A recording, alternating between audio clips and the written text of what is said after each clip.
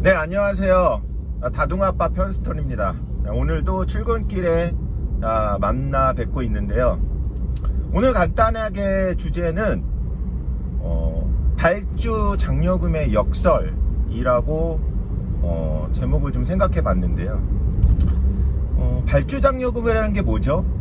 발주 장려금은 신상품이 이렇게 나오잖아요. 그러면 뭐 몇 개 이상 발주를 하면 뭐 최소 1,000원이나 2,000원부터 뭐 많게는 뭐 10,000원도 붙고, 예전에 뭐 15,000원인가 얼마 붙은 것도 있었고, 뭐 대개는 뭐 3,000원, 뭐 5,000원이 주죠.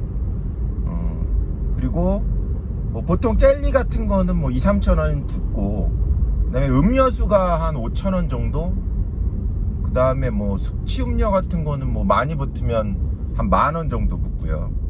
그 다음에 뭐 일반 유제품이나 뭐 냉장 커피 같은 거, 그런 것도 한 5,000원 정도 붙죠. 3,000원에서. 과자는 뭐 박스로 시키면 5,000원 붙고, 되게 5,000원이에요 과자, 라면도 박스 단위로 해서 5,000원. 자, 그러면 발주 장려금은 시키면은 장려금을 주는데, 이거 뭐 다 해야 되는 거 아니야?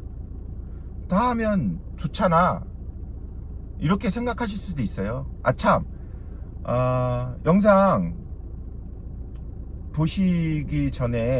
계속 보시기 전에 구독 좀 부탁드릴게요. 다둥아빠 편스토리 구독 부탁드립니다. 자, 발주 장려금 다 넣으면 좋은 거 아니야? 그럼 왜 뭐 못 넣고 뭐 있어? 다 넣으면 되지. 대부분 이렇게 생각하시죠. 자, 근데 한번 생각을 해봅시다. 발주 장려금이라는 거는 그 상품이 인지도가 없죠. 인지도가 없는 상태에서 제품을 출시하는 겁니다, 제조업체가. 그러면 점포에서 발주를 많이 해야 되는데, 어떻게 발주를 하게 만들죠? 장려금 붙이는 거예요. 물론 본사랑 뭐 어떤 협의가 있겠죠. 본사에 따로 뭘 주는지 모르겠어요. 점포에만 주진 않겠죠, 신상품 출시하는데. 뭐 제가 확인한 건 없으니까 하여튼 추정이에요. 본사도 뭐 받지 않을까 생각 들어요. 어쨌든 간에, 자, 그래서 열심히 발주 장려금을 넣어요. 계속 넣어요. 요새 상품이 많이 쏟아지잖아요. 특히 뭐 성수기라서 이것저것 정신없이 넣고, 내가 뭐 넣는지도 모르고 그냥 나중에 가보면 뭐 창고에 이거 뭐지? 하는 상품들이 잔뜩 쌓여있죠. 이거 팔아야 되는데 막 하면서 뭐 일부 진열도 하고 하다가, 근데 그게 매달 계속 쌓이니까, 그래서 나중에 이제 뭐 재고 정리하거나 막 이럴 때가 있잖아요. 재고 조사를 하거나 막 이럴 때. 그때 보면 우르르 나온다고요. 뭐가? 유통기한 지난 것들이. 그리고 색이 바랜 애들이. 자, 색이 바래면 팔리지가 않죠, 그때부터. 그게 상당히 많을 수밖에 없어요. 그러면 얘네들을 어떻게 하냐? 반품. 죄송합니다. 영상이 중간에 끊겼어요. 점포에서 갑자기 연락이 오는 바람에 야간 근무자가 도시락 주문해서 들어온 걸 손님이 찾으러 오셨는데, 결제하는 방법을 몰라서 아마 저한테 연락했는데, 일단 주문 상품은 GS 기준으로 손님이 가져오신 그 예약 바코드를 먼저 찍고 상품 바코드를 찍으면 됩니다. 요거는 참고하시고요. 어쨌든 간에 제가 그 반품까지 말씀을 드렸잖아요. 그래서 반품 한도가 있어요. 그래서 반품 한도를 사용을 하죠. 근데 결국은 기존 상품, 저희가 기존 상품도 운영하는 게 많기 때문에 그게 유통기한이 지나서 나중에 반품을 하다 보면 턱도 없이 모자라요, 반품 한도라는 게. 근데 발주 장려금을 우리가 받기 위해서, 아니면 신상품을 열심히 취급하기 위해서 했던 상품들이 역설이죠. 이게 엄청나게 잡아먹어요. 반품 한도를. 안 팔리는 그 비율이 기존 상품보다 훨씬 높죠. 당연하죠. 그거는 신상품이라서. 신상품이 성공할 확률이 10개 중에 1개 될까 말까인데, 발주장려금을 우리가 받았던 그 상품들은 다 신상품이잖아요. 그 상품들이 다 팔리고 안 남아 있진 않겠죠. 그래서 어쨌든 간에 굉장히 부족해요. 자, 그러면은 내 반품 한도 다 쓰고 나머지는 어떻게 될까요? 나머지는 그냥 그 재고를 판매도 못한 상태로 그냥 홀딩하고 있다가 나중에 재고 조사할 때 상품 로스로 떨어버리거나 뭐 그런 수밖에 없죠. 로스로 되는 거죠. 결국은 내가 발주장려금을 타기 위해서, 실적을 그거를 올리기 위해서 결국은 열심히 발주를 했는데 그게 나중에는 부진재고로 많이 떨어진다. 그래서 로스로 결국엔 간다. 로스는 뭐죠?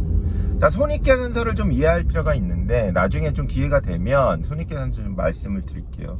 우리가 매년 정상금 나오면 정상금만 보지 마시고 손익계산서 한번 그걸 쫙 한번 보세요. 공부 많이 됩니다. 자, 어쨌든 간에 발주장려금을 하면 예를 들어 5,000원이 들어온다. 발주장려금 발주하면. 근데 그 5,000원이라는 거는 매출 총이익, 그러니까 배분율은요, 매출 총이익 단계에서 배분이 되거든요. 그래서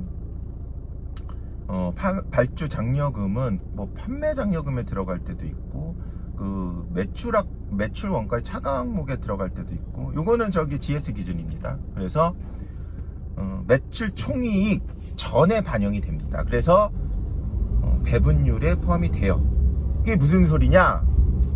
본사랑 배분율대로 나눠진다는 거예요. 발주장려금이.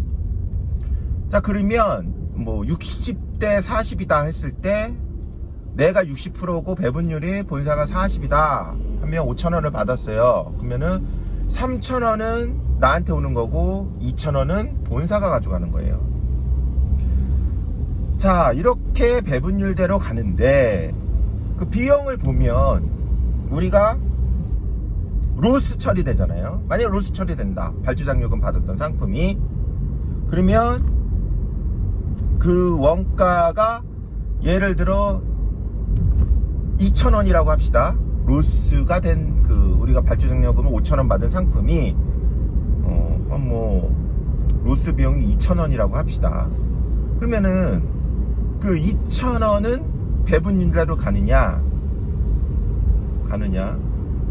배분율대로 가느냐? 안 갑니다. 배분율대로 안 가요. 그거는 로스 처리가 돼 버립니다. 그래서 내가 2,000원만큼 나에게 비용으로 떨어지는 거예요. 그러면 내가 발주장려금 3,000원 받았죠. 근데 로스가 2,000원 났어요. 그러면 내가 발주장려금 받고 로스 처리하고 신상품 발주해서 얻은 이득은 얼마죠? 1,000원 되는 거죠. 본사는 2,000원 되는 거죠. 오히려 본사가 더 많이 받죠. 그래서 여러분들 가만 보시면 요새 뭐 OFC든 뭐 이렇게 우리 영업 직원들 있잖아요. 점포 방문하는 SC라고도 하든 그분들이, 그 친구들이 발주장려금 관련해서 많이 안내하는 거를 들을 수 있을 거예요. 발주장려금 관련해 적극적으로 취급 좀 해봐라 하고, 신상품도 많이 좀 발주 좀 넣어달라고, 발주장려금이 얼마 붙어서 이거는 뭐 점주님한테 이거 유리한 거 아닙니까 이렇게 하면서 많이 권유하는 걸 아마 경험해 하셨을 거예요. 아니면은 뭐 점포 안 하시는 분들은 미리 알아두시면 더 좋고요. 자, 그 이유가 다 있는 거예요. 결국은 본사가 이익입니다. 본사가 이익입니다. 발주장려금은. 점포도 물론 뭐 판매가 다 되고 시킨 상품이 장려금도 받고 그러면은 점포가 다 이익이겠죠. 근데 그렇지 않을 경우, 그리고 신상품 그렇지 않을 경우가 많다.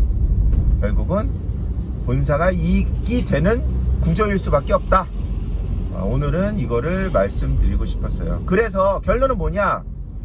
발주 장려금이 붙었다고 다 발주 넣지 마시고, 그래도 이건 좀 팔리겠네, 이런 거를 골라서 발주를 하시는 게 더 이익이라는 말씀입니다. 자, 오늘은 여기까지 발주 장려금의 역설이라는 주제로 말씀을 드렸고요. 다음 또 출근길이나 퇴근길에 또 영상 또 다른 주제로 또 만들어서 올리도록 하겠습니다. 자, 구독 아직 안 하신 분들 구독 좀 부탁드릴게요. 자, 오늘도 힘찬 하루, 즐거운 하루, 자, 매출 대박 나시길 바랍니다. 감사합니다.